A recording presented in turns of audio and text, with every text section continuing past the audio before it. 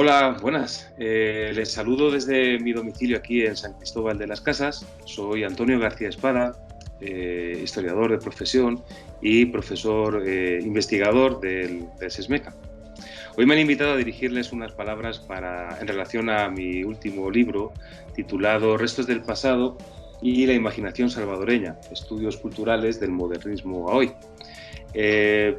Podemos decir que el subtítulo hace referencia a la pluralidad de miradas y metodologías contenidas en este libro. Tenemos estudios, el libro contiene una serie de 10 capítulos, 10 estudios que van desde estudios sobre arte y arquitectura, tanto popular como movimientos de vanguardia. Hay también estudios etnográficos sobre fiestas y celebraciones populares, sobre cultos apócrifos e incluso sobre prácticas proscritas.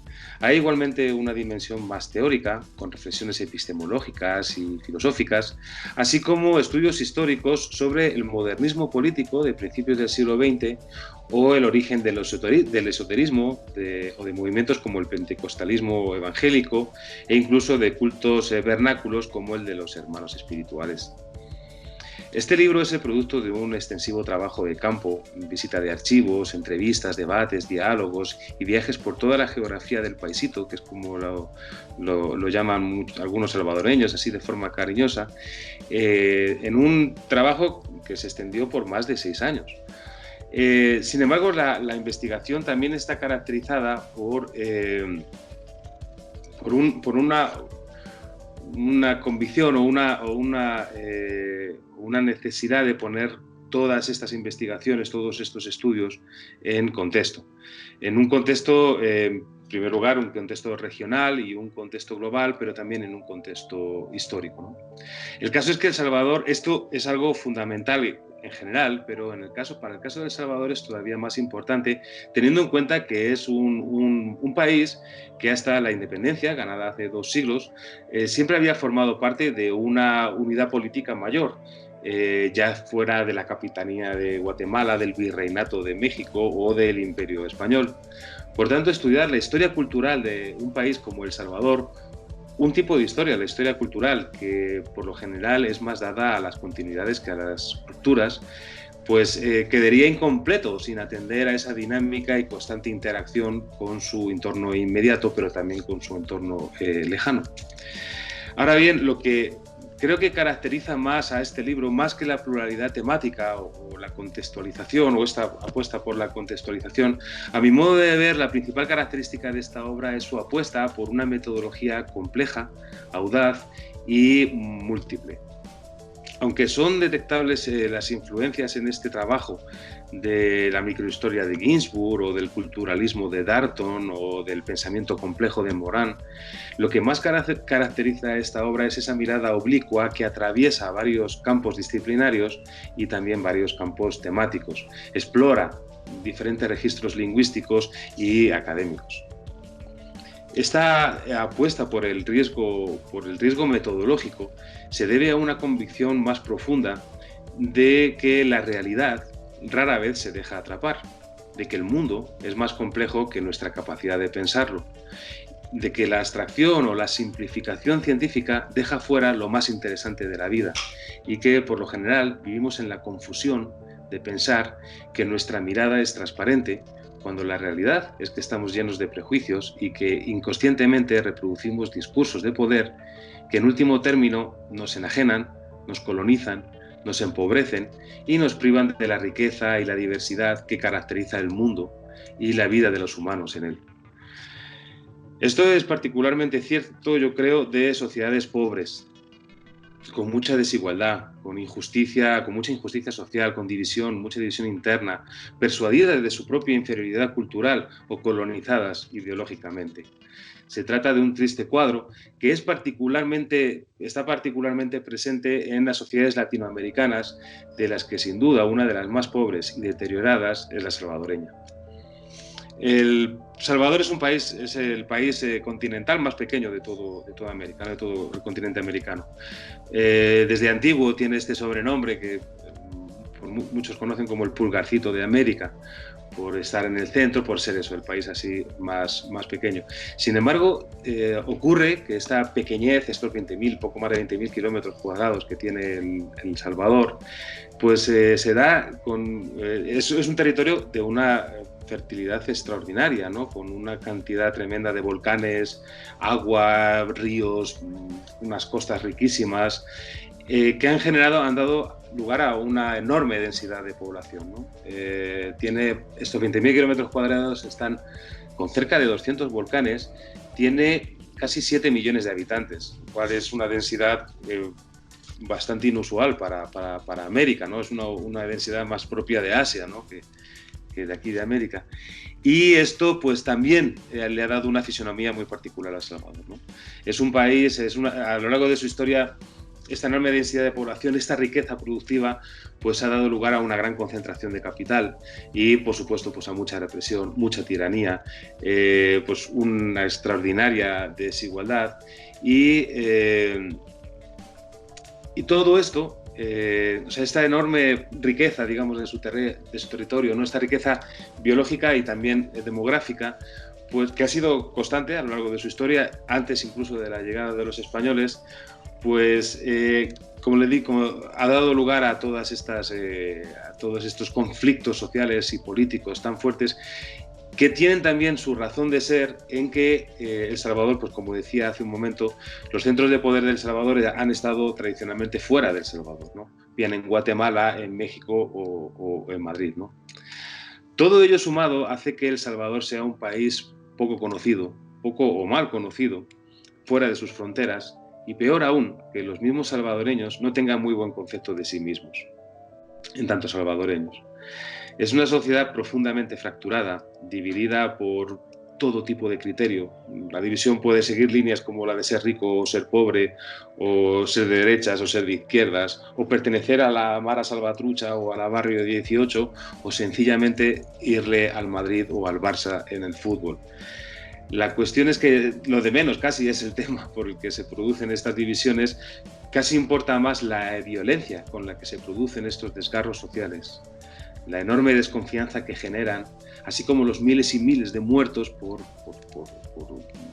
armas de fuego, ¿no? Violentamente, y que, bueno, que convierten a El Salvador en una de las sociedades más violentas del mundo, internacionalmente conocida pues, por las sangrientas guerras civiles, por genocidios, por caravanas de migrantes y últimamente por el fenómeno de las pandillas o las maras.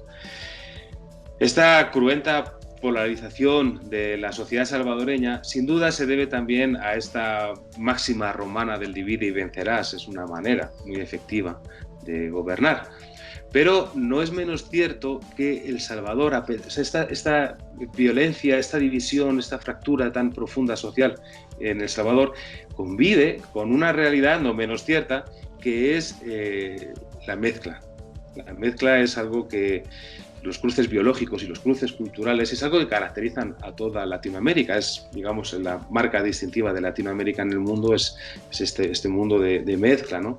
Pero que en ese sentido El Salvador es una sociedad más avanzada, porque allá la mezcla, como le digo, en términos tanto biológicos como culturales, es abrumadora. Es tanta que es todo un desafío, ¿no? Para la investigación, para las ciencias sociales. El caso es que un poco lo que esta obra defiende es que es precisamente esta característica de la mezcla, no solo el capital cultural más importante de El Salvador, sino también su mayor capital también de cara al futuro, ¿no? De cara a un futuro políticamente, pero también culturalmente, ¿no? El Salvador es la mezcla de todo, la mezcla de palabras, de memorias, de comidas, de músicas, de estéticas, de técnicas de todo tipo, ¿no? Y eso es, digamos, lo que es el centro temático de este libro, ¿no? de esta obra, que, bueno, la tienen físicamente, y la tienen también digitalmente en el repositorio institucional que está alojado en la página del SESMECA. Como les digo, pues el centro, digamos, de esta obra pues son todas estas temáticas, todos estos fenómenos que son elocuentes, que hablan de esta mezcla, ¿no? Así, por ejemplo, el estudio de los santos apócrifos, como los famosos San Simón, Jesús Malverde o la Santa Muerte, famosos aquí en México, en los que se evidencian influencias tanto mesoamericanas como sudamericanas, prehispánicas como mozárabes, mediterráneas como anglosajonas, africanas, asiáticas, de todo tipo, ¿no? Igual ocurre con el arte popular. La investigación de ese tipo de temas empezó siendo una investigación, digamos, etnográfica, fenomenológica, pero a medida que fue avanzando la investigación, pues me fue llevando más hacia el pasado, hacia la búsqueda, si no de sus orígenes, al menos de las huellas dejadas a lo largo del tiempo por estos fenómenos tan característicos, tan peculiares y tan fuera del foco, tanto de la academia como de la opinión pública, ¿no? Esta importancia de la mezcla o estas riquezas que vienen relacionadas con las mezclas culturales, ¿no? Con la hibridación o, bueno, tantos otros términos que se le pueden dar. Pero el caso es que en esta investigación y en este ir hacia atrás en el tiempo, en el pasado, pues bueno, la verdad es que en ese sentido los archivos depararon sorpresas mayúsculas, como por ejemplo momentos en la historia de El Salvador en los que se intensificaron mucho estas transferencias culturales entre pueblo y élites, ¿no? Entre diferentes configuraciones sociales. Uno de estos momentos, o el momento estrella, que es algo que ocupa la última parte de las tres secciones más o menos que tiene el libro, pues la última está muy focalizada en este periodo histórico que se conoce como modernismo y que va desde principios del siglo XX hasta el periodo de entreguerras, más o menos, y al que pertenecen figuras tan importantes y tan conocidas en México como, por ejemplo, Francisco Madero, Vasconcelos, José Martí o Rubén Darío, por citar solo algunos de los más famosos, ¿no? Pero en cualquier caso se trata de uno de los movimientos revitalizadores más importantes de la historia y con una especial proyección aquí en Latinoamérica. Es el momento en el que además Latinoamérica cobra una importancia internacional, casi un protagonismo internacional que se ve muy bien reflejado en la formación de la Liga de las Naciones, el antecedente de la actual ONU, en las que prácticamente la inmensa mayoría de los países fundadores son latinoamericanos. Era una iniciativa sobre todo latinoamericana, pero es además el gran momento de la secularización en América Latina, un movimiento que si bien se encontró con una iglesia católica fuerte y resistente a estos ataques, a los ataques secularizantes, bueno, pues no se pudo evitar una masiva renovación del capital simbólico que se tradujo en una insólita movilidad social como nunca antes se había conocido en la región. Es el momento del boom de las comunicaciones y los medios de transporte, de la creación de la sociedad de masas y de todo tipo de utopías sociales, desde el gobierno espiritista de Madero a la raza cósmica de Vasconcelos o la Nuestra América de José Martí. En El Salvador esto supuso un auténtico terremoto, con consecuencias políticas desastrosas que han sido muy estudiadas por los especialistas, como el famoso genocidio de 1932, el establecimiento de la dictadura militar más larga de toda la historia de América e incluso el origen de la cruenta guerra civil de los años 80. Lo que se ha dejado fuera, no se ha estudiado, apenas es conocido, es cómo este momento es el que es responsable de los grandes cambios y avances sociales y culturales que sirven para explicar muchas de las situaciones presentes en El Salvador, como te digo, culturales, artísticas, de índole religiosa o de índole ideológica, si quieren. Muchas de estos fenómenos muy mal comprendidos y a los que apenas se le prestan atención tienen sus orígenes en este momento del modernismo, del principio del siglo XX, y dan cuenta o son capaces de explicar, pues por una parte seguramente el profundo deterioro social en el que viven países como El Salvador, un deterioro que muchos autores llaman o consideran anomia. Ese es un trastorno a nivel social y a nivel también individual, pero en el plano psicológico. Sin embargo, hay otros estudiosos, entre los que me incluyo, que lo que vemos también aquí son como es un poco lo que algún autor también ha considerado la mayor revolución cultural ocurrida en la historia de América de los últimos 500 años, desde la llegada de los europeos. Se trata de una renovación cultural que, como toda crisis cultural en gran escala, pues supone desajustes, supone problemas, pero en el que probablemente podamos ver también semillas esperanzadoras, de un futuro esperanzador, que caracterizado por esta configuración, nueva configuración cultural mal comprendida, pero muy pujante, y que a la que, digamos, este estudio pues está dedicado. Entendiendo también El Salvador en esa conexión regional, sobre todo pues con respecto a Centroamérica y México, y entendiéndolo como un fenómeno que es estudiado en este libro a profundidad, pero también con la intención de mostrar un caso que tenga cierta validez y que se permita también avanzar este tipo de metodología para el estudio de fenómenos similares o paralelos también en el resto de la región centroamericana, en México e incluso en el Caribe. Así que nada más, pues les agradezco la atención que hayan podido prestar a estas palabras. Como les digo, el libro está disponible gratuitamente, por descarga en la página oficial del SESMECA, y nada más, desearle que pasen un bonito día. Muchas gracias.